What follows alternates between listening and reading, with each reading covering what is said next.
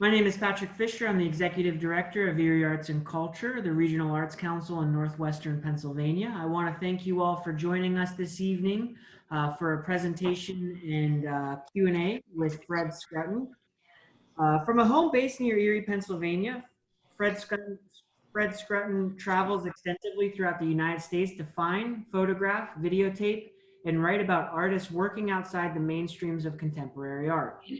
Partly a chronicle of his travels, his website showcases the work of many well and lesser known non-mainstream artists. Often called outsiders, self-taught, or visionaries, Fred maintains personal friendships with many of the artists and typically makes repeated and ongoing visits over periods of many years. Fred, thank you for joining us this evening. Thank you for inviting me, and thanks to everybody for tuning in.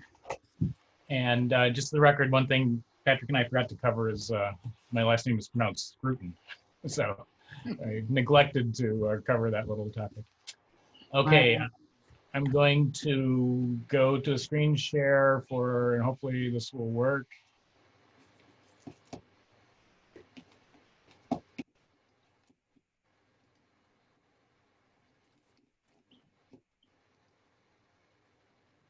Okay, do we see a slide that says Inner Visions? Yep. Sir. Okay. So really brief little, biographical background. Before I came here, worked as a freelance photographer of artwork, basically, in New York City. And here's some examples, some of my professional work. Whoops, my arrows aren't working. Something has to not work. Why are my advanced arrows suddenly not working? Oh, this is great. Okay, I have to do this from the other side, I guess. Okay, sorry about that. And just out of curiosity, I'm assuming that most people are probably looking at this on a very small screen. Is the text visible, readable, just for my information? I'm not going to read everything, but Yeah, decently enough. Yeah, we can read it. yeah, it's okay. Okay.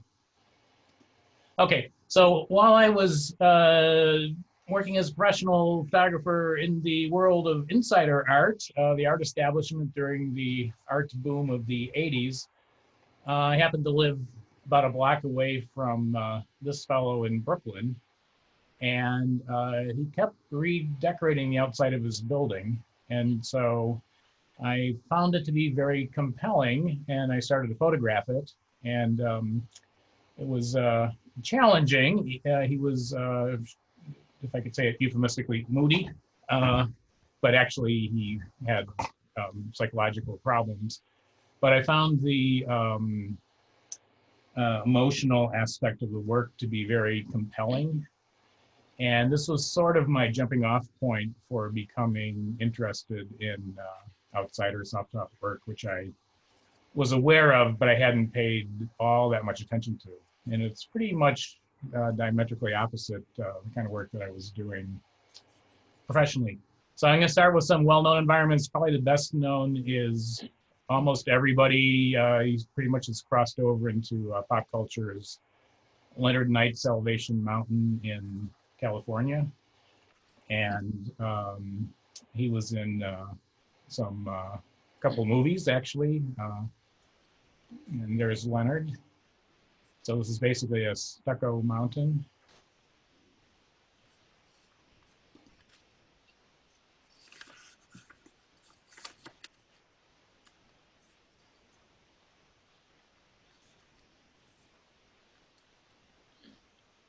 And here's our first video of the day.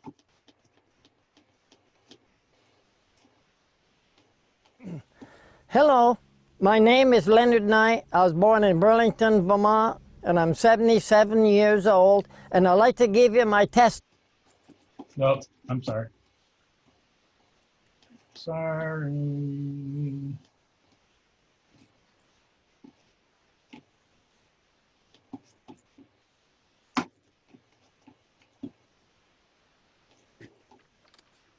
Okay, night.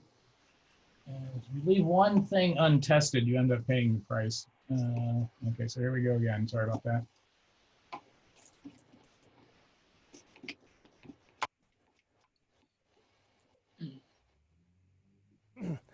Hello, my name is Leonard Knight. I was born in Burlington, Vermont, and I'm 77 years old. And I'd like to give you my testimony about God is love. And I got the mountain, and I'm going to go up there and share with you my experience with God is love. And it's been over 40 years, and I've been working with God and Jesus Christ, and I love to talk about the Bible. And I love to talk about how easy it is to get saved. We can get saved if we repent to Jesus and say, Jesus, please come into my heart. I've sinned and I'm sorry, please help me. And then the Bible says that you're saved. Acts 2:38 says that. I'm not just making this up. This is in the Bible in Acts chapter 2:38. Share with you a 4 or 5 minute testimony on a worldwide revival with every big city in the world in a traffic jam. It's a perfect opportunity to talk to Jesus because you're sitting in a traffic jam anyway, and you can look over and say, Jesus, I love you. Come on into my heart and talk with me. I'm sorry I've sinned. Please forgive me, Jesus. And everybody in the whole world in a traffic jam can get saved. Okay, so that's Leonard. And another really well-known site is Billy Tripp's Mindfield, roughly near Memphis, Tennessee. And this is repurposed industrial materials, but it's actually surprisingly much more a personal diary. And there's all sorts of references to events in his life and symbolism, and this would be a whole nother webinar to go into all of this. So it's not at all, people think it looks like an electrical substation or something along those lines. And it's actually very, very personal. It's like his diary on a monumental scale. Okay, and that's of course his motorcycle, and I send Billy and everybody else prints, and some of them ended up on his truck, and he's very honored by that. And then last time we were there, I go visit Billy every 2 years, and he introduced me to the mayor of Brownsville, and every 2 years since 2008, I should say. He introduced me to the mayor of Brownsville, and he said, hey, do you want to take some pictures from the roof of the courthouse, which is where his office is? And I said, well, yes. And so he arranged for me to climb up a little ladder onto the hatch onto the roof. And because the courthouse is very high and it's at the highest point in Brownsville, so I was able to get this high vantage point shot of the Mindfield. And here's an example where Billy gave me a couple of pictures that he'd taken of one of the objects that he worked into the Mindfield as he found it in the field. And so he bought, this was a seed hopper or something like that, I forget at the moment, but he bought it off the factory, off the business that operated it, disassembled it, brought it back to the Mindfield, and reassembled it as part of his symbolic program.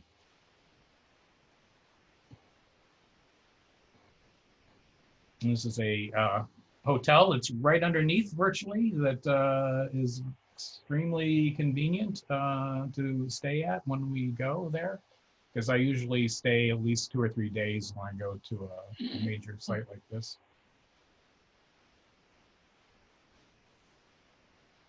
And Billy climbs completely without any support all over the Mindfield to take care of it. Untethered, I guess is what I'm looking for. And here I have a little video example of that.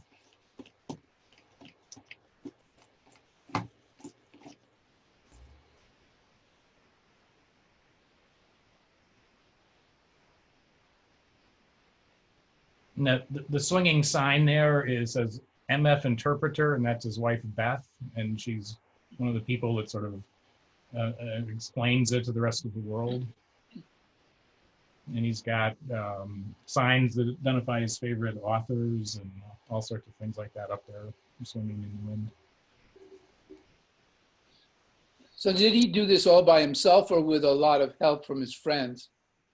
Almost 100% by himself. So he's got, some serious construction vehicles, and he works almost completely on his own, believe it or not. Wow.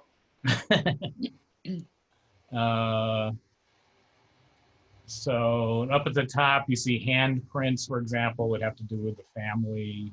And there's all sorts of personal references in here. The slide before said in memory of mother and father. He actually calls, it's popularly known as Mindfield Cemetery, but he actually, as the Mindfield, but he calls it the Mindfield Cemetery. And a lot of it started after his father died, and it was sort of like a monument or a tribute to his father. And so on the slide on the right, there's a little barber shop there, and sitting in front of it is one of the guys sitting there is Mr. Anthony, and he's managed to turn his barber shop into a museum, a collection. So it's the Master Barbershop and Menagerie Museum. And a picture on the right there on the inside, he got Oprah's father. So it's Mr. Anthony there on the right with the red tie. And he somehow got Oprah's father to come for the opening. So that's a picture of the two of them together. And this gives it, so it's a really jam-packed little museum with all sorts of stuff, including a bunch of prints Billy gave to him, sorry. So I have a little exhibition corner inside the Menagerie Museum, I'm proud to say. And he's got different sections that have different themes. Didn't have time to go into the whole thing, but there's a Elvis section, there's a civil rights section, there's a soul music section. And as you move to different parts, he has records playing. You hear like Martin Luther King giving a speech in one section, you hear Elvis songs in another section, and so forth. So it's really a fun little place. And then poor Billy doesn't know what the hell to do with all the prints I send him. So it's actually a very nice restaurant that's right next to the Mindfield. And so he gave them a bunch of prints. He doesn't know what to do with these damn things. And so there's a number of them, at least last time I was there, on the walls inside the Mindfield Grill. So I get a kick out of it when my pictures are used for the artist's purposes. And this is Cecil Eisen, and he puts out an annual calendar from the Office of Forensic Anthropomorphology, and he studies basically the fate of baby dolls. And this is a whole nother long webinar, but he puts this calendar out every year, and they ask if they like this picture I got of them, and they asked if they could use it for the calendar, and I said, of course. This is a great honor. And then Dr. Cheryl Smith, he calls his site the African American Heritage Museum and Black Veterans Archive down in Louisiana. And this is like the female figure here is meant to be symbolic on a number of levels, like an African Earth Mother and his own wife Mary, and the Christian Mary with the crown and the hair and so forth. Oh, great. Then I unplugged. I thought I turned this off. Sorry about this. Okay, I thought I turned my answering machine off. Sorry. And so his work is mostly has to do with African American history and civil rights, and with a good measure of honoring veterans. And he's a Marine, Vietnam veteran from the Marines. And so this is actually a nighttime portrait I did of him.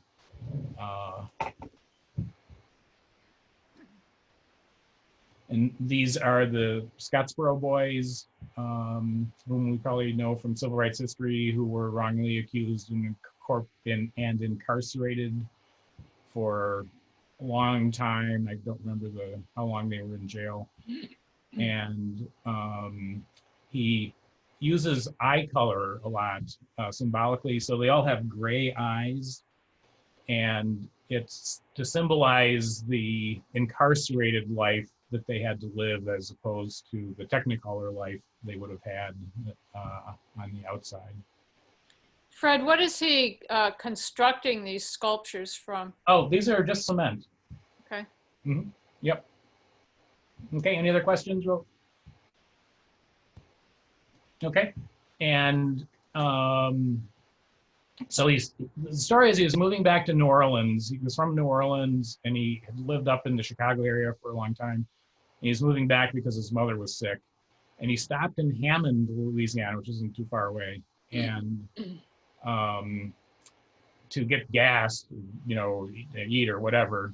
And he came upon this sign, and it's for the founder of Hammond, and said, it's a little miniature cemetery here. It says, nearby the graves of his wife, 3 daughters, and a favorite slave boy. And you can see the stone on the side says, unnamed slave boy. And he asked if they had a African-American museum or any kind of heritage. And they said basically no. And he said, well, I have to relocate here because I have something to add. And so the figure on the right is the slave, symbolizes the unnamed slave boy. And he points out, ironically, that having been called a boy doesn't identify how old he might have been. And he uses the black stripes to symbolize prison garb and to kind of ironically refer to the American flag. So he's essentially disinterred the slave boy and turned him into a civic sculpture here in the front of his property. Okay, and there he is. And this is a comrade in arms who was killed in Vietnam. So a sculpture remembering him. Fred, I have a question for you. Yeah. With work like this that's quite pointed, what occurs as far as, or in Dr. Charles Smith's case, do you have any pushback from the city with them trying to cite him or anything like that for this exhibition? In Dr. Smith's case, I don't remember any problems along those lines coming up. It does occasionally happen, unsurprisingly, with some of the art environments. But it's not a real fancy part of town, which I'm sure has a lot to do with it. And I'm pretty sure he in particular hasn't had any significant problems, happily, with that. Okay, I think the one on the left here is self-explanatory. The one in the middle is a bound slave girl coming over on the ship, during the middle passage. And the one on the right, the ghostly figure on the right, is based on his having read a news story about some incredibly young, something like a 14-year-old kid who committed a carjacking. I think I was having trouble finding the information on this, but I think it was carjacking and a murder. It wasn't even just a carjacking. It's really bad, and just kind of his lament, the falling apart of the society, basically, with a 14-year-old doing something like that. And so this, unfortunately, with my presenter notes here, I can't read the quote verbatim. This is something else I didn't anticipate because my presenter thing took over my entire other screen here because I was planning to do this in a slightly different way. So I can't read his quote verbatim. But anyway, these are slave heads.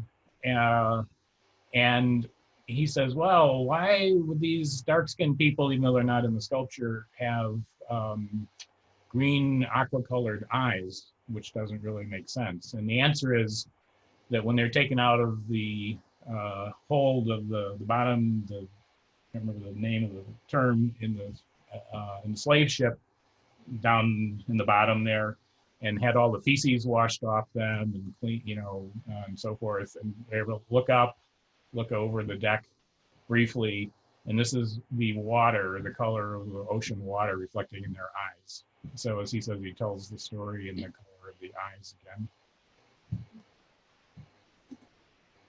Okay, so this is me, harassing people year after year after year after year, for he, in this case is me, for many years. So little do they know what they're getting into the first time they let me onto the property.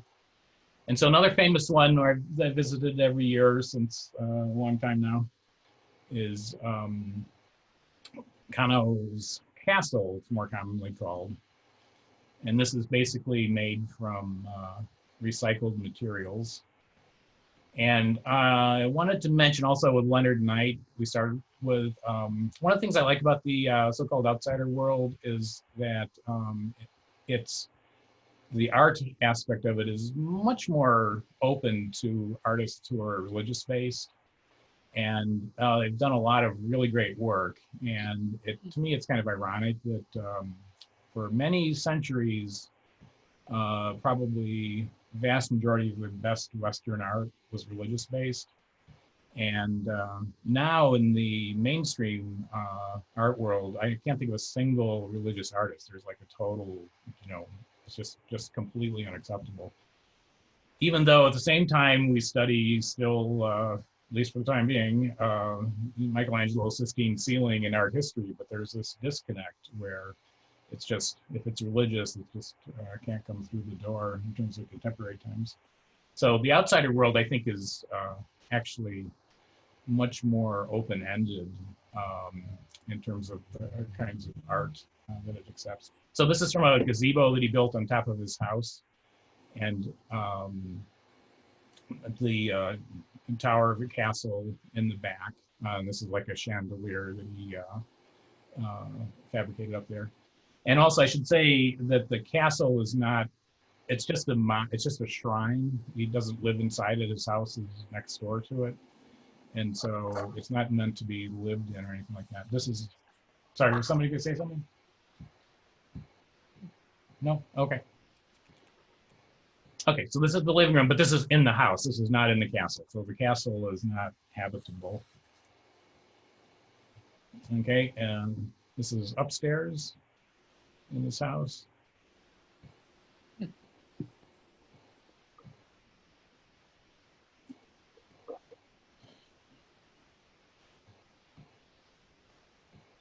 So this is Colorado, as hopefully you can see. So it's also incredibly vast and beautiful landscape.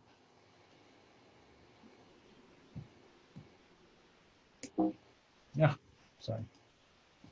Okay, now this is in the bottom of one of the towers, and he's covered the ceiling, which you'll see in a second, with dog food bags. So he calls it the dog house, and he thinks of it to some extent as like an emergency place that he could stay if he had to. Okay, so that's the ceiling of where we just saw him a second ago. And then off and on, he's had like a little miniature farm with animals. He's had control of the property across the road for a while, but he lost that. But he actually had like a bunch of different animals, which somebody bought. It's a whole long convoluted story here, but he's pretty much lost access to that.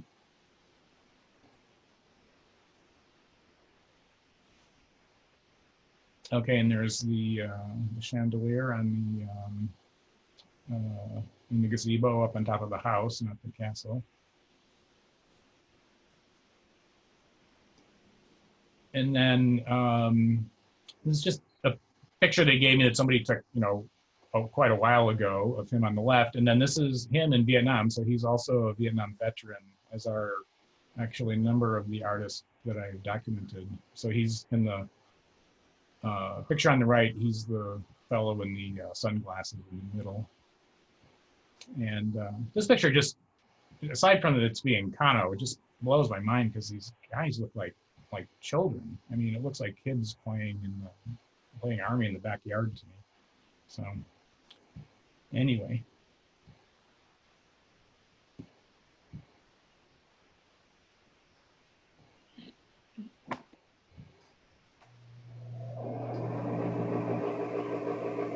Okay, and then another really well-known site is Joe Minter's African Village in America in Birmingham, and been harassing Joe once a year since 2010, I think.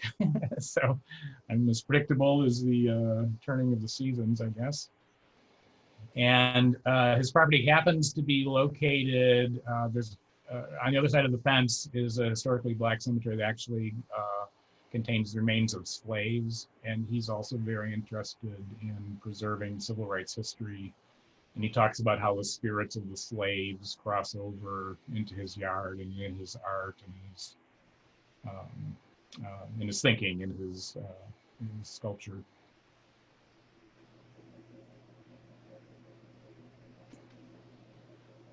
Okay, you can see African ancestry buried ground.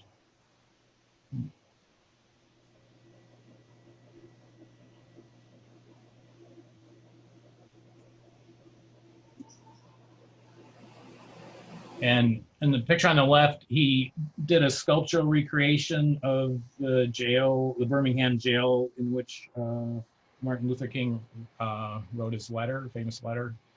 And so this is Joe in his sculptural recreation of the jail. And then on the right is the entrance to his house, which is jam-packed. Portly people like me have to kind of go in sideways to fit through there.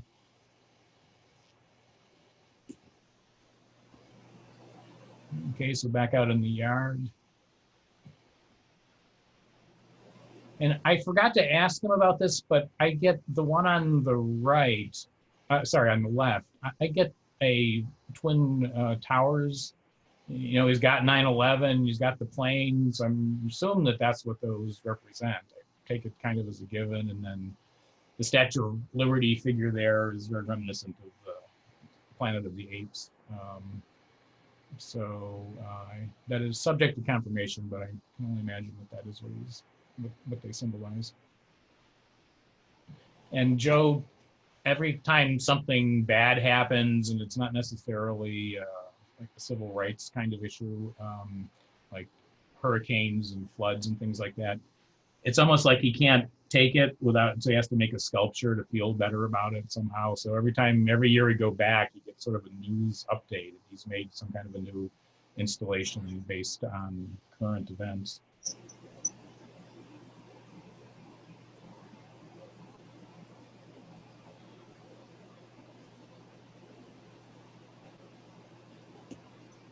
And here we are, he's also an activist, does protests. So here we are driving in his pickup truck, which he has full of signs, down to downtown Birmingham, and he sets all the signs up across from the courthouse. And does protests, sometimes participates in other protests that are going on.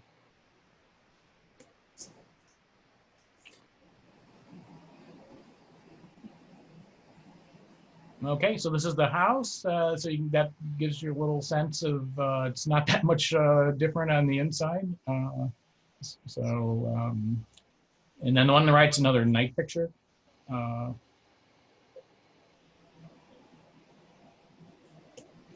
Okay, and then there's M.T. Liggett in Kansas. And there he is, extremely amusing fellow, everybody's favorite curmudgeon artist. And on the right here, we have Bill Clinton, Seaman Bill, with a spelling pun, which the sign, you can't see the sign in the picture, and he's using his telescope searching for prey, and he has a padlock on his fly, which was Hillary's ineffectual attempt So he does a lot of really funny, like political-based satire and so forth. So Bootiful Allison here on the left is actually a art history professor at a fairly nearby college. And so, I've been here. what's that? I've been there. Oh, 10 T's? This place, yeah. I do field work. I used to do paleontological field work out in Kansas, and someone I know brought me out there to look at this place. Ah, lucky you. Did you enjoy it? Oh yeah, absolutely. Yeah, no, it's really a lot of fun. And he's very, going back to the art world being pretty narrow-minded from my point of view, he's all over the map, but he's in terms of like political positions. So you can't even really classify him, but he's definitely not PC. Let me put it that way. And he made no attempt to hide it. Like he never would do anything to try to make the art world happy. Like he was absolutely fearless. Like whatever he thought, he just made a sculpture to say it. And so he's really admirable. And the Kohler Foundation is currently restoring his site. And so he got away with being 100% his own man. Because a lot of now going back to what I think John asked about Dr. Smith, MT has gotten a lot of flack from the local people. And a lot of them really hate him. And he was always afraid that after he died, the work was just going to get destroyed. And people are just going to come in and totally vandalize it. So it looks like it's going to survive. And the Kohler Foundation's been working on it for something like a year now. And for example, this one on the right, Jesse Helms, Margaret Thatcher, very funny one. And it just sort of disappeared. I saw it for a couple of years. I think my first visit to MT was 2005. And I might have missed a year or two, and then starting like 2008, I've gone there every single year, and it disappeared. And I thought, oh, somebody bought it, or whatever. And anyway, the restoration people told me they just found it lying in the field, sort of folded in half. So they semi-fixed it up and put it back up, and it's like, oh wow, it came back. So anyway, this is a first page of an article I did for Raw's Vision magazine on MT, and I just put this in with a little regret that he didn't live to see it. So anyway, and then Mullinville, where he lives, is a one diner kind of small rural town, and I was talking to the waitress one time about him, and she said, hey, you see he's got all these cannons pointed at the county courthouse over in Greensburg, which is it's like 10 minutes away or something, a city, moderately sizable city.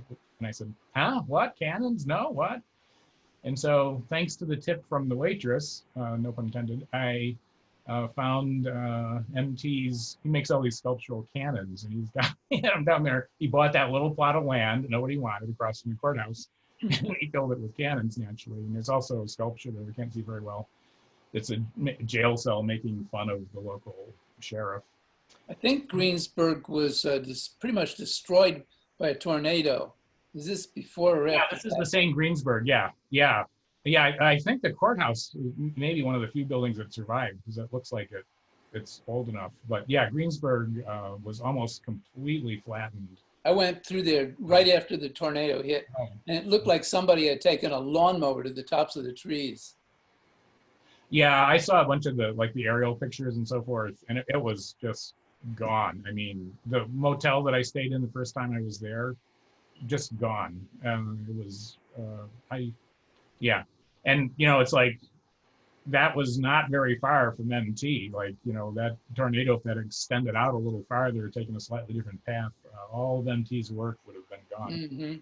And that's kind of a weird thing about Kansas, that it's, anyway, it's a whole nother topic. So when I was there this summer, the restoration people said, oh, did you see he's got all these cannons along the cemetery? And I said, oh my God, no, because the last time I was there, I hadn't seen them. So this is like a nice little rural cemetery here that meets his property line. And he uses these cannons. I don't have close-ups in this presentation, but he uses them often as essentially as gravestones for people and often veterans. So it'll have people's names and tell what war, sometimes they're relatives of his, and tell what wars they died in. So it's not, in this case, in the left case, he's just kind of being MT, like shooting, pointing cannons at the courthouse. In the other case, he's really not being disrespectful by putting cannons there, and maybe in a way, but at least it's also his way of, honoring the people with sort of cannon gravestones, and putting them next to the cemetery. So it's not just being obnoxious, putting a bunch of cannons alongside the cemetery. I mean, some people might think it is, but I don't think he really thought of it that way. Okay, and then he actually made a totem, he called them, for me, because I just got on his nerves, I guess. Maybe thought if he did that, that would be enough and I'd leave him alone or something, I don't know. But of course it didn't work, and I kept coming back. So for the longest time, I thought, well, S is for Scruton, and then, okay, a bullhead. Okay, so okay, it's just like one bullheaded old curmudgeon to another, so I took it as a compliment. And he has it on the side of his property that faces east, because I always come in from the east, right? That's and cool. Then, yeah, no, there's a lot more thought behind these things than one would ever expect.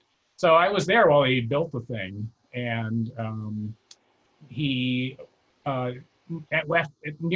shortly before he died, he was in the hospital. I didn't know what was going to happen to the property. So I actually absconded with the Sir Frederick sign, and for shall we say, safekeeping. And I had it over the entrance to my office. And, but I made a vow to myself, since this is the first time I'd ever vandalized an art environment. I said, okay, well, if this is going to get restored, I'll bring it back, right? So if it's going to be safe, I'll bring it back. And so the Kohler Foundation is restoring it. So I let them know that I had it, and I said, geez, I'd love to get like a sort of a copy or replacement of it. And they said, no problem. So I brought it back, and here's some of us may be familiar with Erica Nelson, who's a really well-known person in this field. And she's doing an expert copy for me of the Sir Frederick sign. Okay, so so I kind of missed my my thread there. So for the longest time, I thought it was S for Scruton and bullheaded as sort of a compliment. And then my friend Clarke, Bedford, whose work we'll see in a second, said, I don't know about that. There's a big S and a bull. I think it stands for bullshit. And I said, oh my God, MT pulled one over on me because he loved to do puns like this. Like you shithead or you're an asshole. So all this time, so I have no doubt that MT is in the grave laughing at me, because I never got the fact that my totem said bullshit. So anyway, I'm very happy that Clarke let me know where I really stood in the MT universe. So anyway, the restoration of his site is being done in a way where they're just trying to preserve it instead of like scraping off the paint and repainting it and so forth. They're kind of like freezing it in time. So that makes it more interesting to me as something I can keep photographing, because it's much closer. It's as much as like being like the Disneyland, the restored version. So this is very much what it would have looked like whether they'd done anything or not. So I'm actually still interested in photographing at MT site. Okay, and then people always ask, how do you find out about these people? And so many of my leads have come just randomly from other people. So my friend Robert Hirsch sent me a couple of photographs. He lives in Buffalo, and he said, hey, I saw this guy you might be interested in, but I don't remember where he was. So I tracked him down, and I found Prophet Isaiah in Niagara Falls, New York. Oops. And again, he's totally religious based, but the work, and I don't even need to put a but in there, and the work is just incredibly beautiful and incredibly heartfelt, and whatever, the religious aspect seems like a total non-issue to me, as it is in art history. A lot of influences. So this is his living room.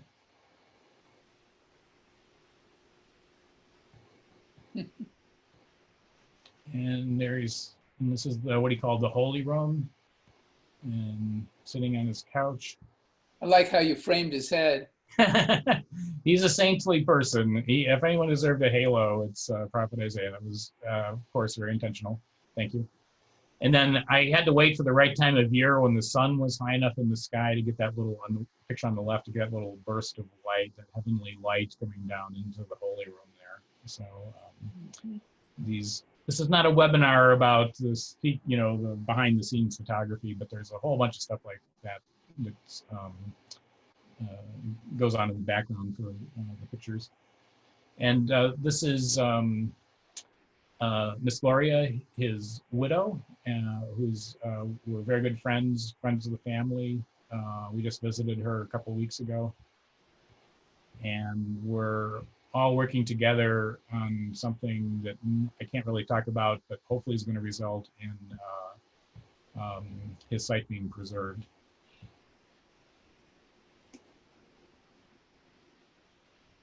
Wow. So preserving these sites, Fred, sounds like, like we preserve other artworks, but these guys are doing this constantly. They're ever changing. They're ever growing and transforming, and then suddenly that stops. So it's an interesting, you want to preserve that, but it's never going to be the same thing again. Oh, no. Yeah. No, I mean, I honestly even have, to some degree, mixed feelings about the preservation because of that. And that's partially why I like the fact that the way they're doing the MT one is like a frozen in time style. On the other hand, I just, even though it's an imperfect outcome, it's better than the best of the sites just going away completely. So, it's one of those things, but there's a definite, problem there, because when they're live and they're real, they change exactly, right? They're forever changing. I have pictures showing his sidewalk repainted year after year, all sorts of stuff. And speaking of which,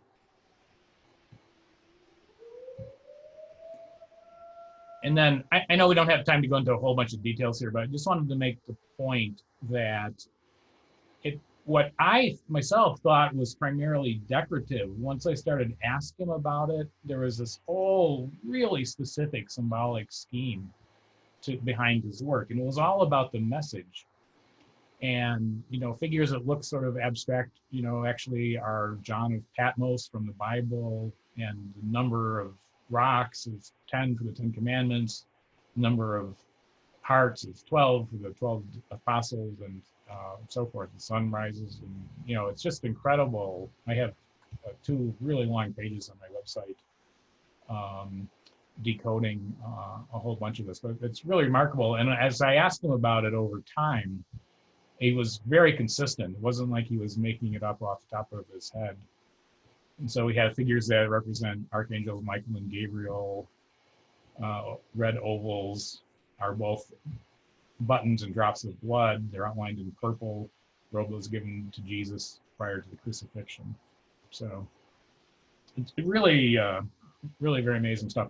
And then in one of the little ironies, my friend Jerry Brown here, I met because he was a performer at the Albion Area Fair. Are you still there, John?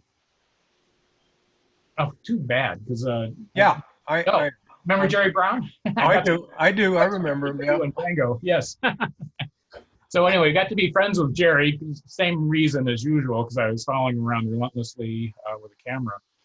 And then he looked at my website one time, and he said, "Gee, I looked at the rest of your website, and I never thought I'd see a website that made me look like an IBM executive." One of my memorable lines. And we really wanted to come and meet Prophet Isaiah. So he came to visit, and we went to meet Prophet Isaiah. And so here we are out in front, and he brought Django. And he Jerry's in the off season, he's a baker and he bakes bread, and he sent Prophet Isaiah a loaf of bread every month for years and years and years. And I don't know if he's still sending it to Miss Gloria now or not, but just the weird little, parts of Fred World coming together here. And this is a funeral, and I didn't have time in the slides, but you can see a little bit of the woodwork in the back. And this is a whole big church interior that he did in wood applique. Like he put up these, at his own expense, he put up these oak panels, and he found symbolism in the oak grains. And then there's not many of them visible, unfortunately, in this shot, but he's got a whole symbolic program of wood cutouts that he put in them. So, and that's actually what started his whole, what we would call artist journey, because he hadn't really done anything like that. He was a contractor before he started working on this church interior, which is just a few minutes from the house.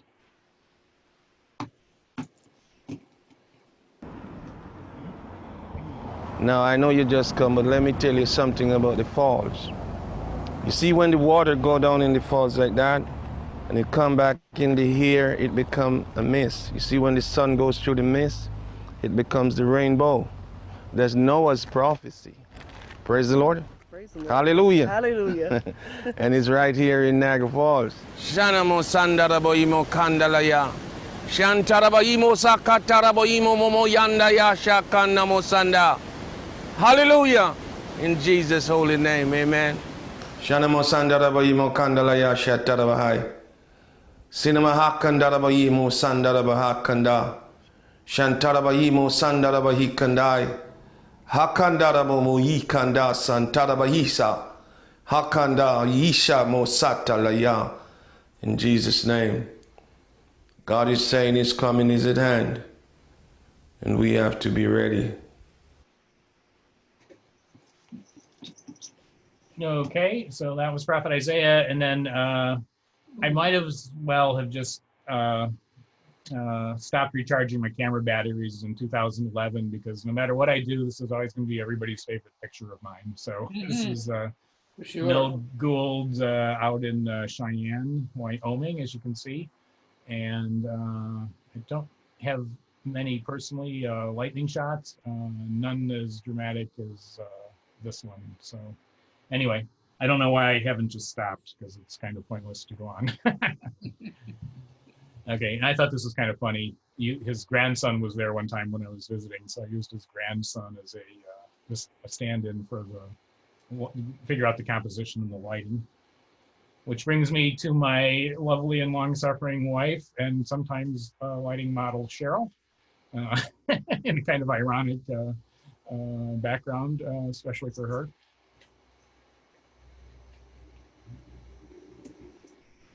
And then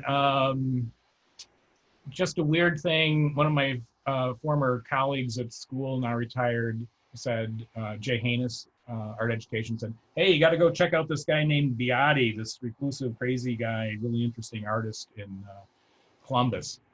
And so there was practically nothing on him that I could find at all. So I managed to track him down, and then getting involved with the Columbus people led to a whole bunch of different branches. Amber is one, and we'll see her again in a second. And another major one, and this is currently planned to be featured. My article on Charles is expected to be out in the next issue of Raw Vision magazine. So here's Amber again in Charles's backyard garden. She looks really good in pink. And here's Charles at his dining room table. And this is the entrance. So his name is Charles Wince, and he calls it Wince World. And he collaborated with a sculptor friend to make this headboard that's a takeoff from the central figure in his monumental painting that he's been working on since the 90s called Mother Russia Meltdown. And this is on the right is the second floor, and he painted the floor, and he's got a whole theme of fish, they're sort of flowing out of the bathroom. And then a friend of his did the murals. So there's a lot of collaboration also in Wince World. So this is the bathroom.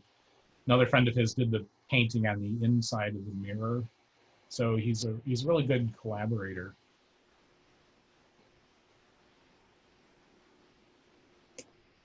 And that's in the bedroom, sitting on his bed, and that's the painting reflected in the mirror, and that's the central baby doll figure in that painting. And obviously, it's a custom Wincian mirror here, the Star Mangled Banner.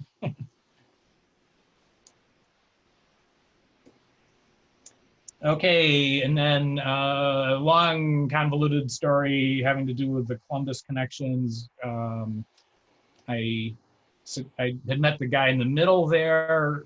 He contacted me off my website, and he said, "Oh, we're going to be at ComFest, which is an annual event in Columbus." And he said, "Your work is really interesting. I'd like to meet you." And I said, "Well, gee, it happens I'm going to go there to videotape James Viotti, who we saw before." And so therefore I met Greg in the middle car, and then Melanie in the tiki car on the left was there. And then a little bit later, I said, well, they said, "Oh, we're going to do a show in Pittsburgh." And I said, "Oh, well, we got to go to Randyland." Okay. And he said, "Huh, what?" So I said, "We'll all meet at Randyland." And then unexpectedly, Clarke, Bedford, shows up in his van, which he calls Vanadu there on the right. This is how I met Clarke, in this convoluted thing that Greg contacted me off my website, and I happened to be going to Columbus to photograph Viotti at ComFest. Clarke ended up showing up in Pittsburgh as a result of that. So I love how these things just happen in very random sort of ways. So here's Clarke's. Now Clarke is unambiguously not an outsider. He's retired art restorer from the Smithsonian. He has plenty of art degrees. And so it's a label, you know, it serves its purpose, but if I'm interested in the person, I'm interested in the work, you know, I'm not concerned about whether they fit the label precisely or not.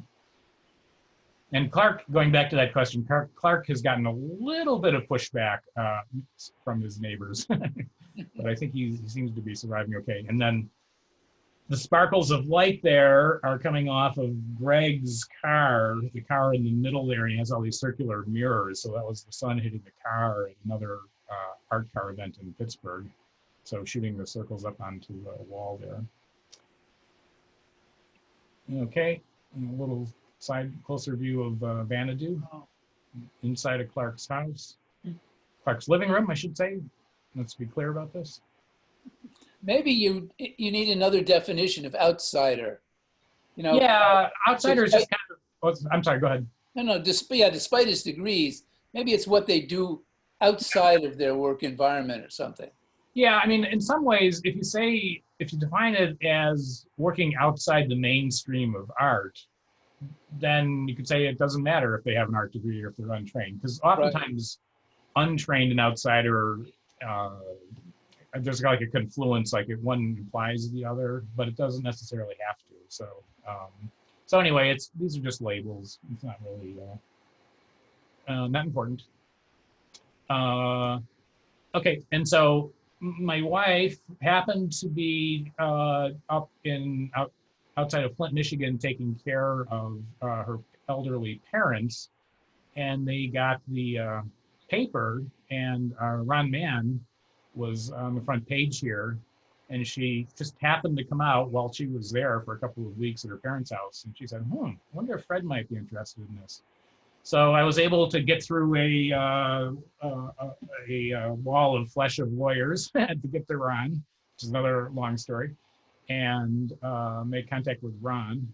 And so he's as you can see, a Vietnam veteran, and he's totally self-taught. And he also did these really great slide projection shots. So he projected slides of his paintings onto himself. So this is, merging with your own artwork here. And so I, of course, shamelessly stole the idea from him, or appropriated, as we say in art speak. And so we get together and we just shoot the slides around and have a great time.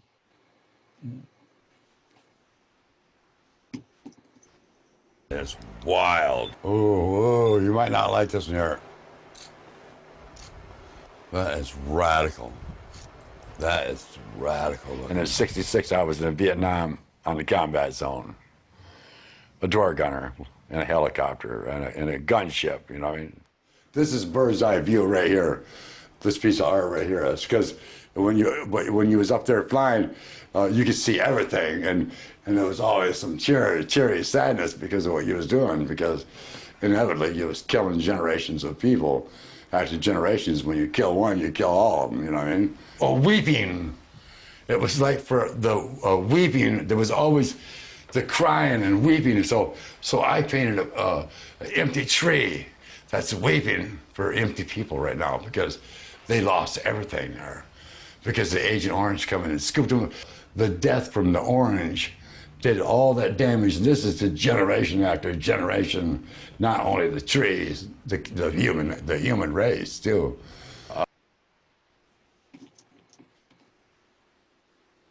Okay, so these are a couple of Ron's. So he gives me his memory cards, and then I, work on these in Photoshop to get the best print quality possible out of them.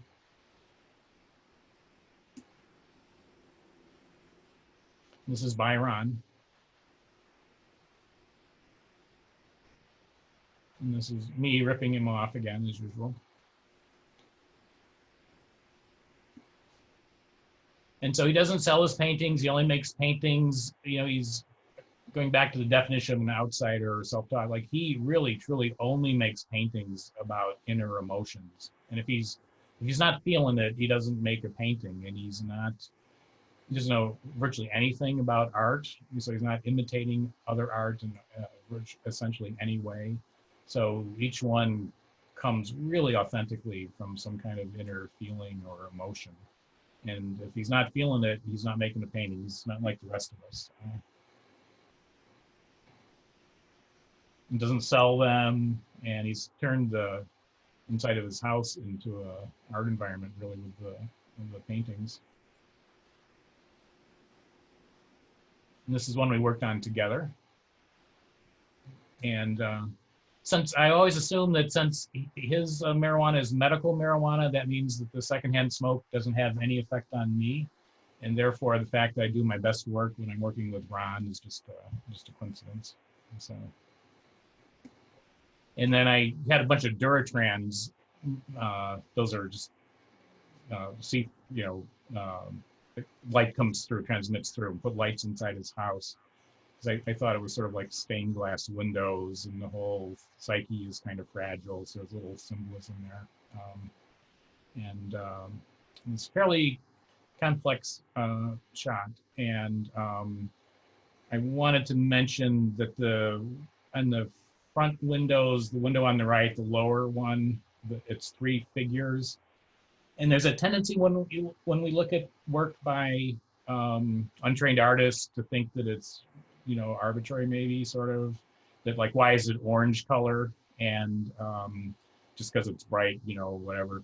And it turns out, as usual, that it's actually very specific and symbolic, because that painting is about Agent Orange, and that's 3 generations. That's him, his son, and the little figure, it's hard to see, is his grandson, and his fear that the genetic effects of Agent Orange are being passed down. So that's where the orange comes from in that painting. So, just like Prophet Isaiah, what looks to be more abstract or decorative often is very rich and deeper meaning. And now for something completely different, I'm transitioning into seasonal displays here. And so this is Steve, who puts on an annual Easter extravaganza called Jelly Beanville outside of Cleveland. And I was told about him by people who did another extravaganza, and unfortunately called Eggshell Land, and unfortunately the husband died, but they had like 30,000 hand-painted eggshells on their lawn every year for like 50 years. And their son told me, hey, there's this guy over there doing called Jelly Beanville. So I looked him up and I got in touch with Steve, and he's been tremendous fun. And so this is getting there at 6 in the morning for the newscast, the live newscast. So he's a celebrity in Cleveland. They come and cover Jelly Beanville every year. And that's his mom on the right, and she gets a new dress every year. Some of the little kids have more fun than others with the gigantic bunny. And I should also say, by the way, for the record, that Steve is not there on Easter Sunday. He takes the much-deserved day of rest off. And this is the Easter bunny who actually shows up every Sunday, every Easter Sunday. So this is Steve's next door neighbor. And then I'm getting to be a fixture, I guess, at Jelly Beanville also. So I'm now a resident and Steve is my mayor. So anyway, this is, couldn't be any far more different than, a Vietnam veteran or apocalyptic painter. This is all lightness and fun. And I like to get the full range of the spectrum here.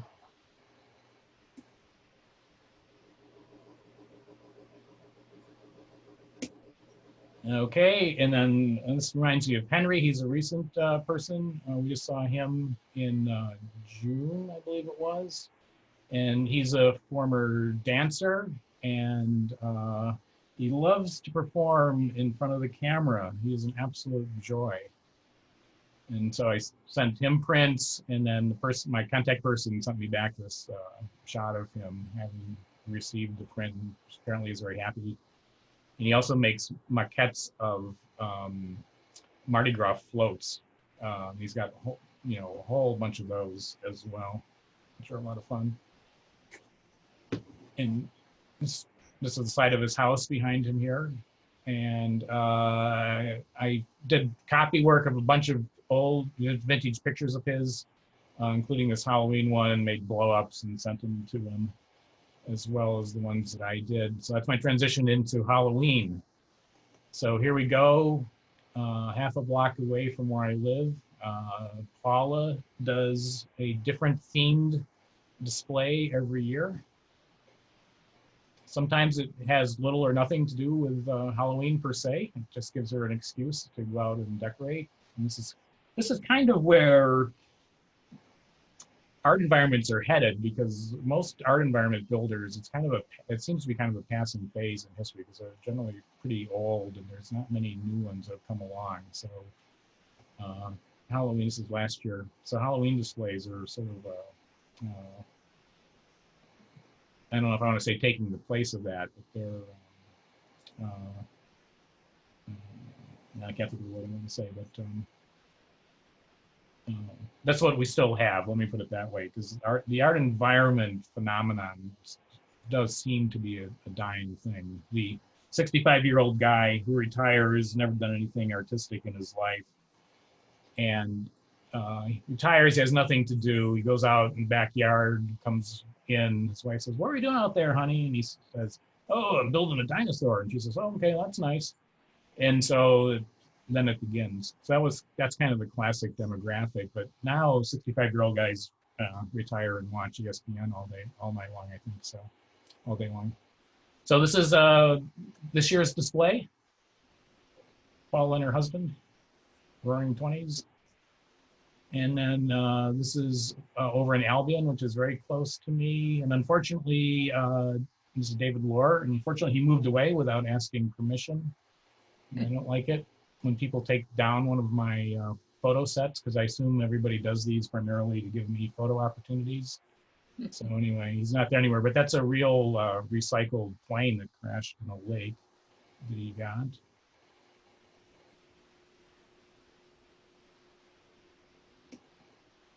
And then they were doing renovations on the front porch. So he took that opportunity to let the plane crash into the porch and have all the railings and so forth broken up.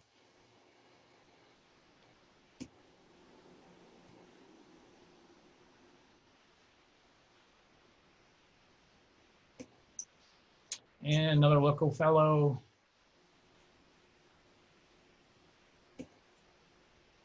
And a couple more. Frankie is the fellow on the right there is a a real life bounty hunter. So he's an interesting character too. And then the fellow on the left is in the gray suit there underneath the chainsaw guy. And then this is kind of a rather amazing one in Cleveland from a few years ago now. Transformers. Yep. And then Conneaut, Ohio is a real hot spot. So this is Randy, and he's having Randy Scalos, and he's having his 30th year anniversary now this year. And the city of Conneaut closes down his block on Halloween night, and it's the epicenter for trick-or-treaters and so forth. So it's tremendous fun. He gets huge lines, hundreds and hundreds of people. And he kind of spends the rest of the year preparing for Halloween. Like he's really into it. Let's put it that way.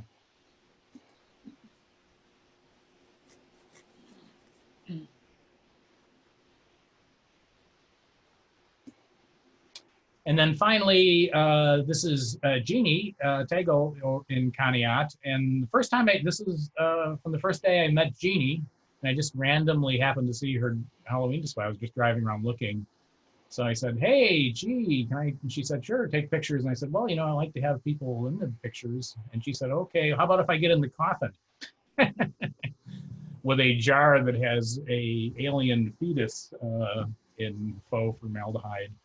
And I said, gee, that works for me. So it's kind of on these rickety 2x4s often to pose for my picture. And I thought, this is the beginning of a beautiful friendship. I can work with Jeannie. Okay, so here she is. Bates Motel.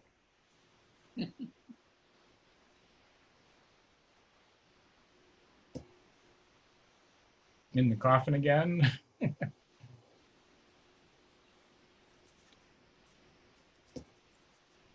And then I've worn Jeannie out. I think she's tired of posing for 45 minutes in the freezing cold while I'm telling her to make minuscule changes, convolutions, contortions, I mean.